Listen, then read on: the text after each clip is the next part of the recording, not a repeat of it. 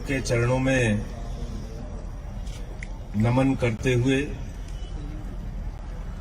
इस बलिदानी सप्ताह को नमन करते हुए मैं सबसे पहले धन्यवाद करना चाहूंगा दिल्ली सरकार के पूर्व मंत्री वली साहब का और यहां की कमेटी का, जिन्होंने मुझे अपनी बात कहने का मौका इस अवसर पर दिया। पूरे देश का किसान आज आंदोलित है। देश के करोड़ों किसानों की एक ही मांग है कि ये काला कानून वापस लिया जाए, और अपनी इस मांग को लेकर पंजाब में, हरियाणा में, उत्तर प्रदेश में, राजस्थान में, कर्नाटक में, केरल में, तमिलनाडु में, बिहार में, पूरे हिंदुस्तान के अंदर लाखों लोग सड़कों पे उतरे। और पिछले कुछ महीनों से पंजाब और हरियाणा में तो सारा काम छोड़कर किसान सड़कों पर आंदोलन कर रहा है, सरकार से फरियाद कर रहा है, गुहार लगा रहा है, विनती कर रहा है कि इन काले कानूनों से हमें निजात दिलाइए, इन काले कानूनों को वापस लीजिए। लेकिन ऐसी क्या जिद है, ऐसी कौन सी मजबूरी है जिसकी वजह से मोदी जी की सरकार ये काला कानून वापस नहीं ले पा रही? और वो मजबूरी मैं आपको बताना चाहता हूं। जब पार्लियामेंट के अंदर ये बिल आया, ये काला कानून आया, मैंने उसी दिन कहा था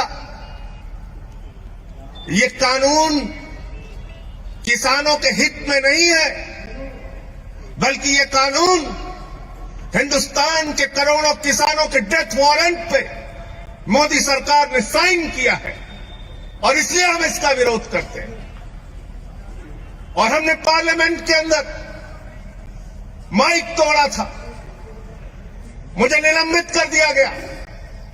पूरी की पूरी भारतीय जनता पार्टी ऊपर से लेकर नीचे तक रो रही थी। संजय सिंह ने तो माइक तोड़ दिया, संजय सिंह ने तो माइक तोड़ दिया। अरे आज तो तुम किसानों की हड्डियां तोड़ रहे हो।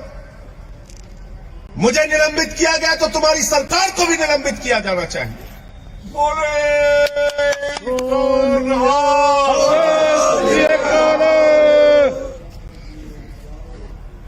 आप ये काला कानून लेकर आए, इस काले कानून के अंदर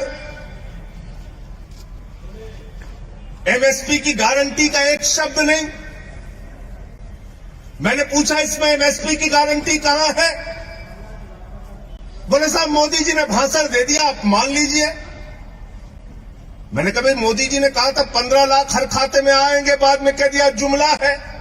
मोदी जी ने कहा था 2 करोड़ रोजगार हर साल मिलेंगे, बाद में कह दिया जुमला है। मोदी जी ने कहा जीएसटी से देश में दूसरी आजादी मिल जाएगी, बाद में राज्यों का शेयर नहीं दिया। मोदी जी ने कहा था इस देश के अंदर नोटबंदी से देश की तकदीर बदल जाएगी। अब नोटबंदी के फायदे हमें गिनाना तो दूर की बात है, जो नुकसान हुए उस पर बातचीत करना नहीं चाहते। मोदी जी तो थाली के भी फायदे गिनवा देते हैं, ताली के भी गिनवा देते हैं। मोदी जी के भाषण से एमएसपी की गारंटी नहीं मिलेगी।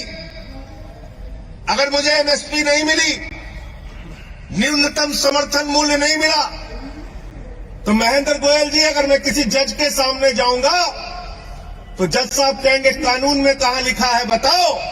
और तब मैं अगर कहूंगा कि मोदी जी का भाषण जज साहब आपने नहीं सुना, तो वो हमारी याचिका लेंगे और उसको कूड़ेदान में डाल देंगे। कहेंगे कानून से एमएसपी मिलती है, भाषण से एमएसपी नहीं मिलती,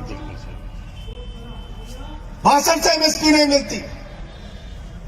दूसरा, आपने इस कानून के अंदर कॉन्ट्रैक्ट फार्मिंग की बात लिखती, यानी किसान को उसके ही खेत में पूंजीपतियों का गुलाम बना दिया जाए। इस कानून में आपने असीमित भंडारण की छूट दे दी। इसका मतलब हिंदुस्तान का कोई भी पूंजीपति, अडानी और अंबानी सस्ते में किसान से गेहूं खरीदेगा, सस्ते में किसान से धान खरीदेगा, सस्ते में फल खरीदेगा, सस्ते में सब्जियां खरीदेगा और सबका भंडारण करके अपने बड़े बड़े कोल्ड स्टोरेज में रखेगा और जब बाजार में उसकी कमी आ जाएगी तो महंगे दामों पर हमको आपको बेचेगा। इस देश में जमाखोरी, कालाबाजारी और महंगाई को मोदी सरकार ने इस बिल के माध्यम से लीगलाइज करने का काम किया है, वैधता प्रदान करने का काम किया है। आप कहते हैं ये बिल किसानों को समझ में नहीं आता।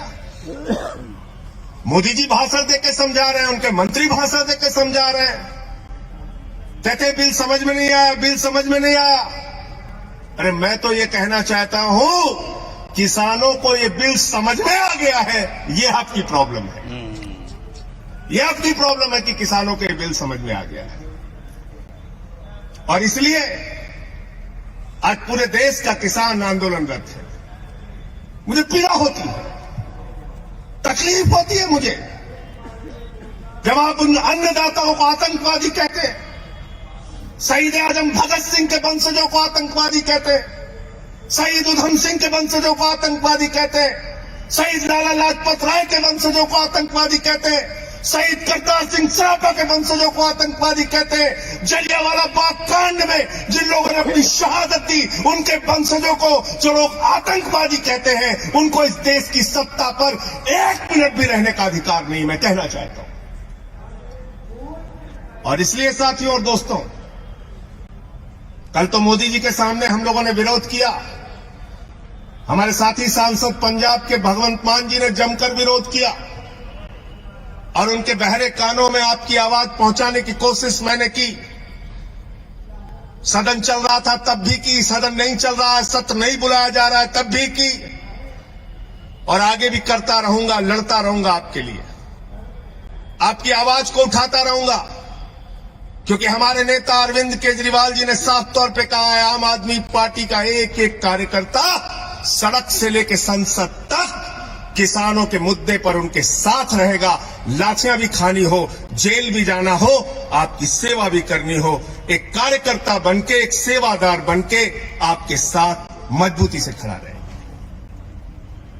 और इसलिए मैं आप लोगों से निवेदन करने के लिए आया हूं, विनती करने के लिए आया हूं। बल्ली साहब यहां बैठे हैं, बहुत सारे संघर्षों में जेल भी जा चुके हैं, लाठियां भी खाई हैं इन्होंने गरीबों के लिए, मजदूरों के लिए। महेंद्र गोयल जी हमारे विधायक जी हैं, कई दिनों से लगातार यहां पे सक्रिय हमारे कार्यकर्ता हैं साहब। मैं आप लोगों से एक ही बात कहना चाहता हूं, आपके आंदोलन से पहली बार हिंदुस्तान की सरकार डरी हुई है, खलबलाई हुई है और इनको एक ना एक दिन, अब ज्यादा समय दूर नहीं है, मजबूर होना पड़ेगा, मजबूर होना पड़ेगा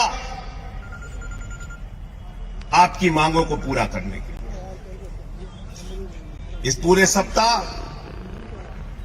हम छोटे साहबजादों को नमन करके उनके सामने अपना करते हैं, उनके बलिदान को याद करते हैं, क्योंकि वो जो कौम है, सिख कौम, इसका इतिहास हिंदुस्तान की आजादी के आंदोलन से लेकर और उससे पहले हमारे गुरुओं की जो शिक्षा है वो बलिदान और त्याग की शिक्षा है, सेवा की शिक्षा है। देश में कहीं भुखमरी हो, सिख समुदाय के लोग सबसे आगे। देश में कहीं आपदा आ जाए, सिख समुदाय के लोग सबसे आगे। देश में कहीं भूकंप आ जाए, बाढ़ आ जाए, सिख समुदाय के लोग सबसे आगे। तो इस कौम को, अपने गुरुओं को नमन करते हुए, छोटे साहबजादों के त्याग और बलिदान को याद करते हुए, उसके सामने सर झुकाते हुए हम सब ये संकल्प लेते हैं कि इस लड़ाई को हम लड़ेंगे और जीतेंगे। बहुत बहुत धन्यवाद और आभार, आपने मुझे यहां बुलाया और अपनी बात कहने का मौका दिया। धन्यवाद। नेशनल दस्तक की आपसे गुजारिश है कि अगर इसको बचाना चाहते हैं तो नेशनल दस्तक को सब्सक्राइब करने के लिए रेड कलर के सब्सक्राइब बटन को दबाएं, फिर बेल आइकन की घंटी दबाएं। नेशनल दस्तक को बचाने के लिए बहुत जरूरी है कि हर खबर को शेयर करें, लाइक करें, कमेंट जरूर करें।